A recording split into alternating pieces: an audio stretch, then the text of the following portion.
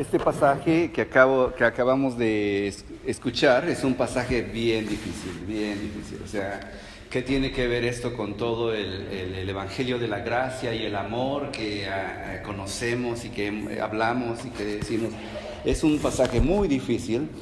Lo voy a tomar con calma porque creo yo que también tiene parte de explicación, y la misma explicación que se va a dar, la da el mismo profeta.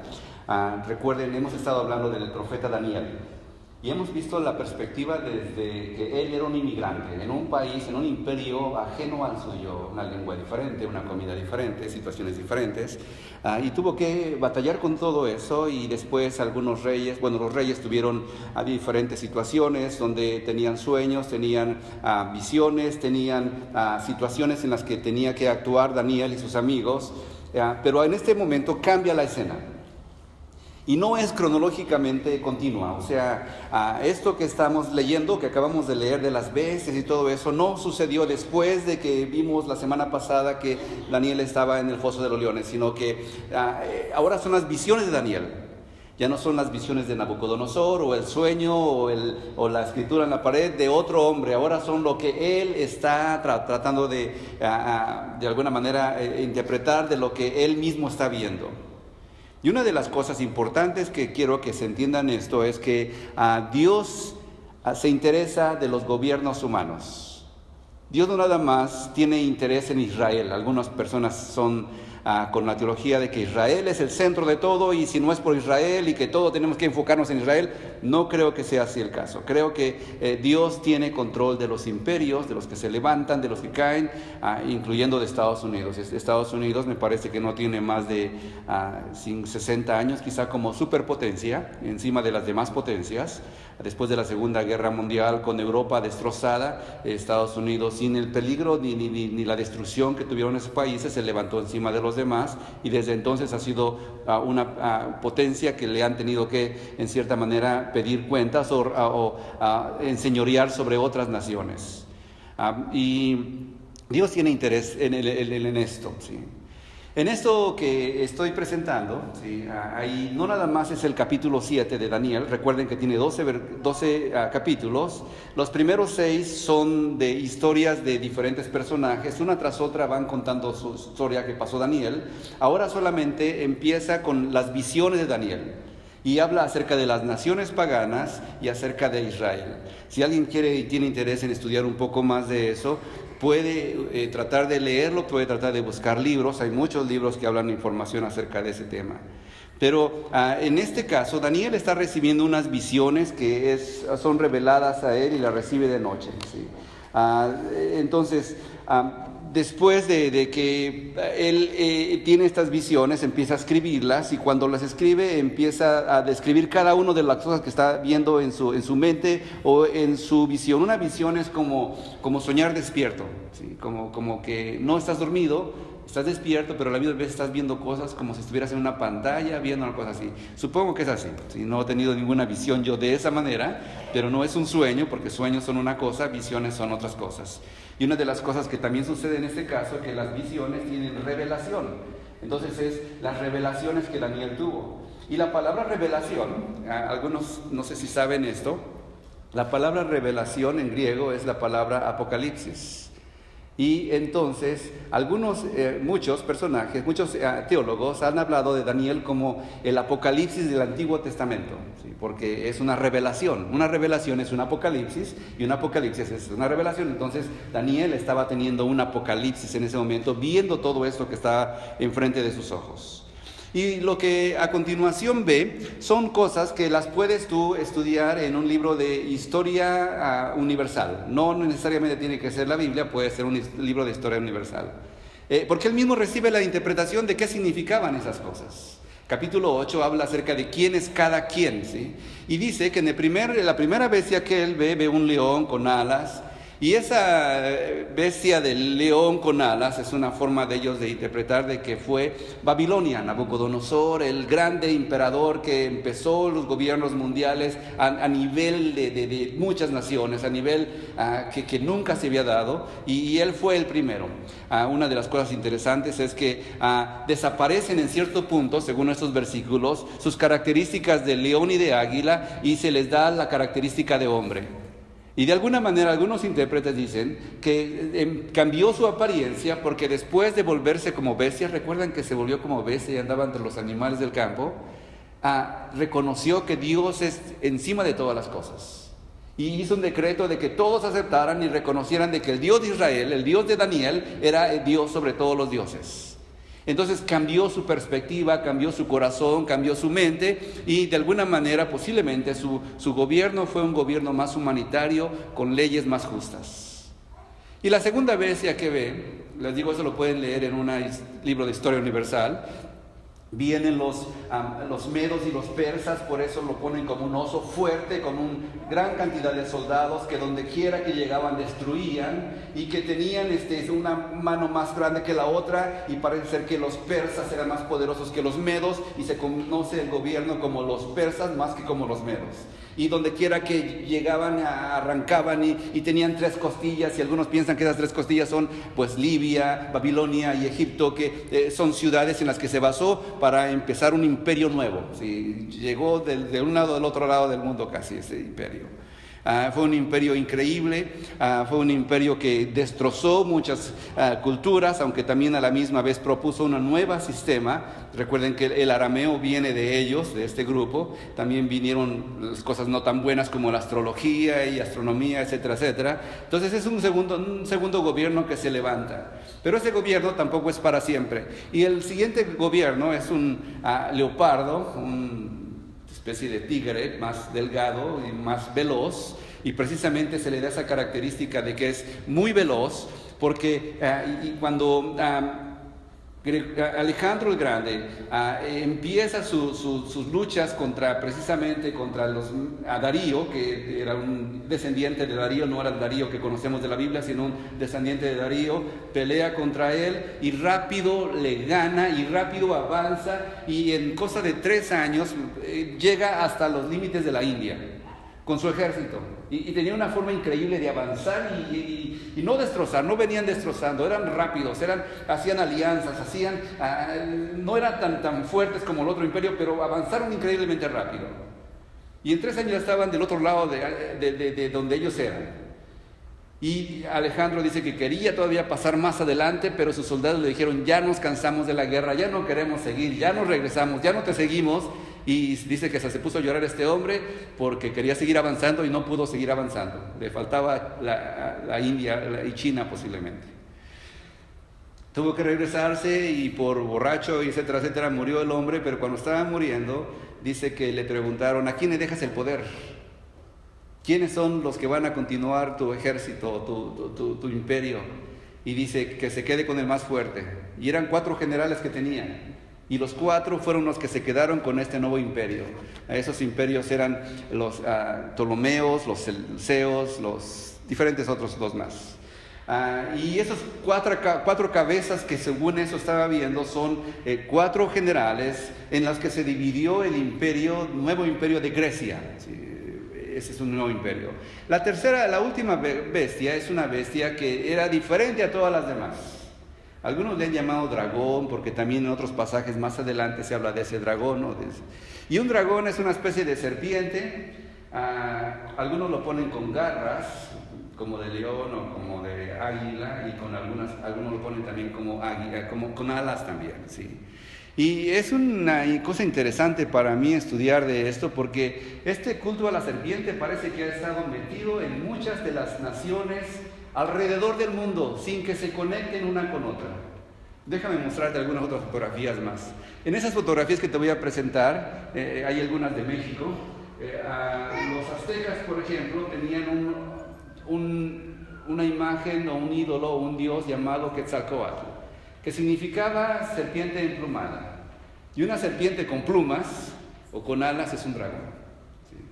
Los mayas tenían también los mayas fueron antes que los aztecas, mucho antes que los aztecas, posiblemente como culturas poderosas no se confrontaron una con la otra. Ya cuando llegaron los aztecas, ya los mayas estaban en decadencia. Tenían una serpiente también con plumas que se llamaba Kukulcán.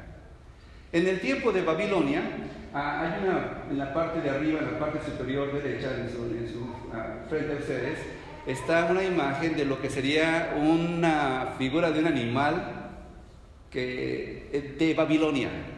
En el tiempo que Daniel estaba escribiendo esto, en una de las puertas de Babilonia estaba esa figura y todavía se conserva en uno de los museos.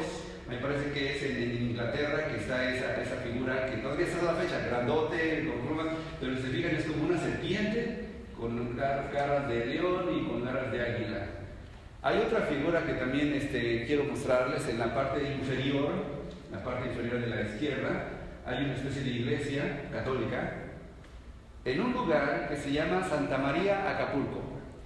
Y en esa figura que le estoy presentando, en esa iglesia, yo estuve en esa iglesia.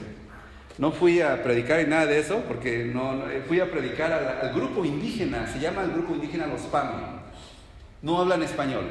Cuando predicaba, algunos hablaban español, no todos, entonces tenía alguien que traducirme para que ellos entendieran. Pero me llevaron a la iglesia católica de aquel lugar y me extrañó eso, ver una figura de una especie de no es como un perro, era más grande que un perro, tenía las piernas más grandes que lo que tiene un perro, el cuello más alargado de lo que tiene un perro, la cola con más curvas de que tiene un perro, y lo que parece más para mí, viendo toda esa información, es que es como un dragón. ¿Sí? Es un dragón, sí. Y de alguna manera el misticismo de los Pames junto con el catolicismo se combina y crea una especie de religión nueva donde sí hay sus ídolos de los que no regulares más los que ellos tenían con sus antepasados. Un grupo pequeño que casi nadie conoce, los Pame. Para mí me sorprendió de que tuvieran una imagen como esa. Y obviamente China, yo creo que han escuchado de los dragones chinos. Aquí no son tan populares. En Vancouver, en Canadá, en San Francisco, que hay barrios chinos, salen en la calle con dragones y andan, no dragones vivos obviamente, sino figuras de dragones ahí danzando por las calles. El culto del dragón es una cosa increíblemente universal y que influyó en mucho tiempo en la vida diaria de los hombres. ¿A qué quiero llegar con todo eso? ¿Sí? Esta bestia era una bestia que no se tiene nombre, no se tiene conciencia de quién es. Y cuando se interpreta quién es este grupo, quién es este imperio, los que obviamente en la secuencia que están teniendo es Roma. ¿Sí? Roma se levantó también, tuvo un poder aplastante sobre todas las naciones, un dominio no nada más de la parte de Asia, sino también toda Europa casi, incluyendo Alemania, hasta África, toda la costa del África, y llegando hasta casi la India también. Increíble. Dios tiene control de todas las naciones. Y cuando hablamos de todo esto, algunos libros que vas a leer seguramente, si es que te interesa este tipo de historias, te van a decir de que esa última dragón todavía llega a nuestros días y que en nuestros días estamos experimentando todo eso. Los grupos más tradicionales, más conservadores, dicen que este imperio también terminó cuando Jesucristo, la piedra esta que vino, pegó en la estatua, porque voy también a decir que esas dos historias de la visión de Nabucodonosor con la imagen esta de oro, plata, cobre y bronce es similar a las bestias que él está viendo. 4 figuras diferentes, 4 materiales diferentes, 4 imperios de este lado, 4 figuras de oro y 4 de 4. Entonces era la misma historia, nada más que contada de una manera diferente. Y en ese de contar manera diferente, la interpretación de la visión es esa, de que son los babilonios, los medos persas, Grecia y Roma. Y el último puede ser que algunos autores dicen que es hasta nuestros días, otros dicen que fue el tiempo cuando Cristo vino y tumbó esos imperios y empezó un reino eterno. ¿Sí? Eso pudo haber también sido. Cambiamos otra vez. Una de las otras de las cosas que él también ve, ¿sí?, es un hombre anciano, en un trono, leyendo libros, con pelo blanco. Algunos, la mayoría lo interpreta que es el Padre, leyendo libros. Y pensando en esos libros, pensando en lo que estaba viendo, pensando en todo lo que está pasando, pues puede ser que es el Altísimo, el Dios eterno, Dios Padre. Y él habla acerca de que el Hijo del Hombre se le va a dar el poder para gobernar sobre las naciones, y pues Dios, ahora Cristo, tiene el poder para las naciones. Y también habla de libros. Y en la Biblia, también en el Apocalipsis, también habla de libros. Y voy a tratar de relacionarlos porque hay un libro que es más importante para los cristianos que ninguno de los demás libros, aparte de la Biblia, obviamente, ¿no? Es el libro de la vida. Dicen varios pasajes de la Biblia que el libro de la vida es el libro donde todas las personas que han reconocido a Dios como su Señor y Salvador, ahí se escribe su nombre, y cuando lleguemos delante del trono blanco, donde está el Padre Celestial, el que no se haya encontrado su nombre en ese libro de la vida va a ser echado fuera de la presencia de Dios. Y ahí habla de un lago de fuego, o algunas otras personas cuando hablan del lago de fuego dicen que es la separación de Dios, que hay una soledad increíble, de que no hay nada ahí, solamente hay separación de Dios. Y sí, ciertamente, lo más seguro es que es una separación completa de Dios cuando alguien no tenga su nombre escrito en este libro de la vida. ¿Y a qué quiero llegar con todo esto? Es mucha información, son 6 capítulos, no voy a hablar de todo ello, y me da nada más cierto tiempo para hablar de lo que tengo que hablar, entonces no voy a poder dar un estudio bíblico. Pero quiero enfatizar ahora que Dios tiene poder sobre las naciones, sobre los imperios, sobre los reyes, sobre los que se levantan y sobre los que caen, sobre nuevos imperios. Estados Unidos cuando México tenía su universidad, en Estados Unidos apenas estaban cortando árboles para hacer cabañas. México estaba mucho más adelantado que Estados Unidos. No es lo mismo ahora. Estados Unidos es la superpotencia. No podemos pensar de que México va a tener una guerra con Estados Unidos, porque pues cuando, ¿no? Les aventamos piedras y nos tiran bombas, entonces no va a resultar, ¿sí? Y Canadá, pues igualito que Estados Unidos, es lo mismo casi. Entonces, es más, saben que el grupo, el país que tiene más inmigrantes, porque estaba hablando de inmigración también, más inmigrantes con la visa extendida que se les venció y que se quedaron aquí, son canadienses. No son mexicanos, no son europeos, no son chinos, son canadienses. Hay más canadienses aquí que ningún otro país, que están ilegales también, ¿sí? Y quiero tratar de decir que somos una nación, entonces, esta es una nación que ha recibido muchos migrantes. Y estamos aquí también y somos parte de la historia americana. Quieres o no, si Estados Unidos le va bien, a ti te va bien también. Si a Estados Unidos le va mal, a nosotros nos va mal también. Somos parte de la historia. Y quiero también decir que, recordando la historia de Belsasar, cuando Belsasar trae los vasos sagrados del templo de Jerusalén y hace su fiesta, cuando se hace la mano esa que escribe en la pared, y él está profanando lo sagrado, el nombre de Dios, lo sagrado que Dios había escogido para que se separara para él. Y quiero hablar entonces del riesgo que tiene Estados Unidos como nación al también estar profanando lo espiritual, lo sagrado, lo de Dios, a su propia forma de interpretarle. Y que si Belsasar y Babilonia, y luego los medos persas, y luego a los griegos, y luego los romanos, y ahora los americanos desde hace 60 años, no estamos exentos de ser juzgados por ellos. Y por eso es un llamado fuerte para afirmarnos en las cosas espirituales, porque se necesita la sal de la tierra que siga funcionando como sal. En este punto, ¿qué es sagrado? ¿Qué es sagrado? La primera cosa que se me viene a la mente cuando hablo de cosas sagradas es Dios. Dios es sagrado, ¿right? Dios es lo más sagrado que se puede entender. Estados Unidos, un 70% de las personas dice que es cristiano. O sea, que tienen algo de relación con Dios. Pueden ser mormones, testigos de Jehová, pueden ser adventistas, pueden ser luteranos, bautistas. Cualquier tipo de religión que tenga la Biblia, que tenga el nombre de Cristo, son 70% en Estados Unidos. 80% algunos piensan. Cuando se les preguntó a ese 80%, ¿cuántos van a la iglesia? El 40% dijo, yo sí voy a la iglesia. El otro 40% o 30% dijo, no, pues nada más de vez en cuando. Y según las estadísticas, los que mintieron fueron la mitad, porque menos del 20% de la gente de Estados Unidos viene a alimentarse espiritualmente. Cree realmente que Dios es relevante para su vida. Más del 80% de las personas en Estados Unidos piensan que Dios no es tan sagrado.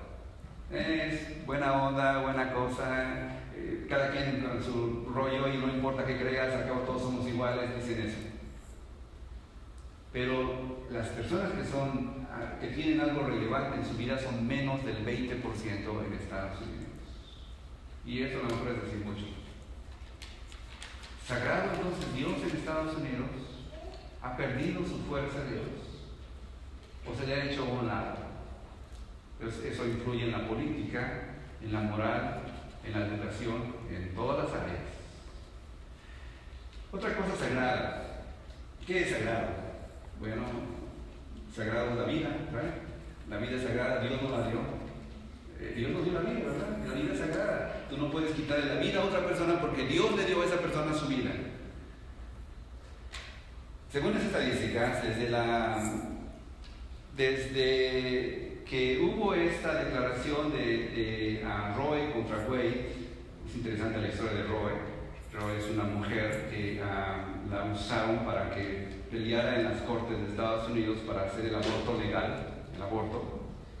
Esta mujer se prestó para eso, pero su nombre no era Roe, tiene su propio nombre, no recuerdo ahorita su nombre exacto.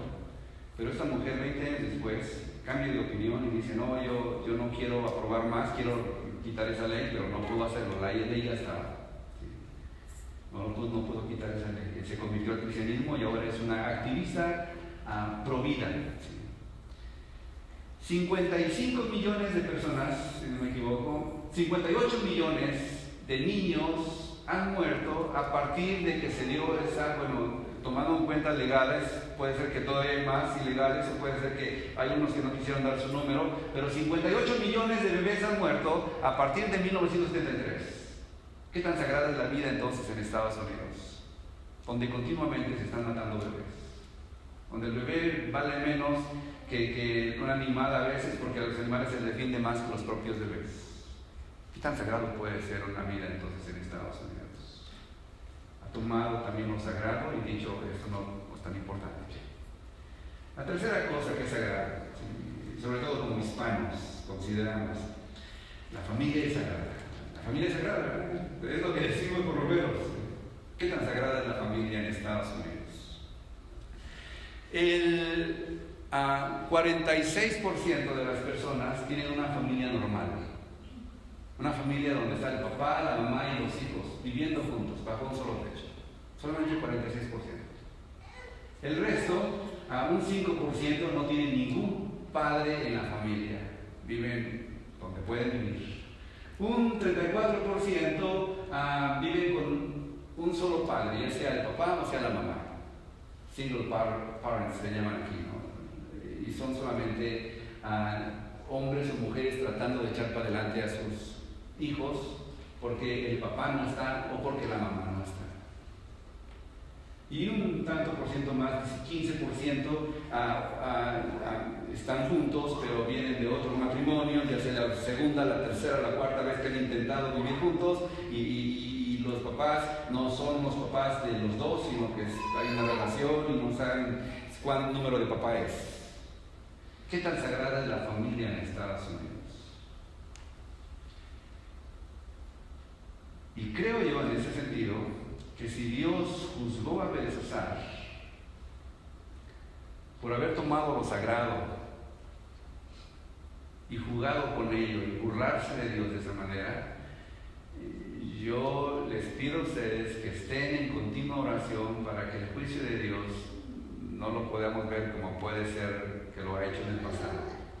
Dios juzgó a Babilonia, Dios juzgó a los medos y a los persas, Dios juzgó a Grecia, Dios juzgó a Roma, y Estados Unidos no tiene que escaparse también. Hermanos, por eso es importante de que los valores sagrados que tú has aprendido en la casa de Dios, se los digas a las naciones. Que brillemos en medio de las tinieblas que nos rodean.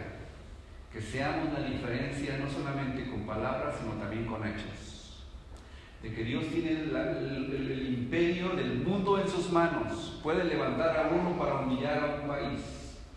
Puede levantar a otro para enseñorearlo y hacerlo más grande. Puede levantar hombres sabios como Daniel, o puede levantar hombres necios como Belsasar. Y mi corazón y mi deseo es que como iglesia cristiana estés orando para que Dios tenga misericordia de este país. Vamos a orar.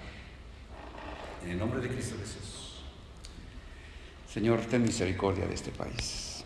Vivimos aquí, Señor.